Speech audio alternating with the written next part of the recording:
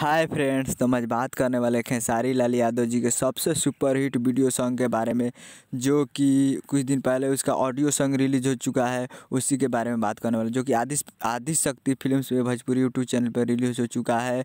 Full video song जो कि आपको स्क्रीन के ऊपर दिखाई दे रहा होगा, लालू बिना चालू ई बिहार ना हो, जो कि गाए हैं खेसारी लाल यादव जी।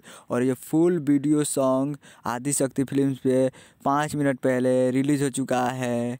तो जाइए और आदि शक्ति फिल्म्स पे जाकर सुनिए। और इसे लिखे हैं कृष्णा बेदर्दी जी, जो कि बहुत ही अच्छा सॉन्ग है। ऑडियो सॉन्ग तो बहुत, और वीडियो सॉन्ग भी बहुत दमदार है। तो जाइए और आदि शक्ति फिल्म्स पे भोजपुरी यूट्यूब चैनल पर रिलीज हो चुका है, तो जाकर सुनिए और प्यार दीजिए। जय हिंद दोस्तों, उम्मीद करता हूँ वीडियो अच्छा लगा होगा। तो चैनल को सब्सक्राइब करके बेल आइकन प्रेस कर दिए, ताकि जब भी खेसारी लाल यादव जी का लेटेस्ट न्यूज़ आए हम आप तक पहुँचाते रहें। जय हिंद, जय भोजपुरी। मिलते हैं अगले वीडियो में।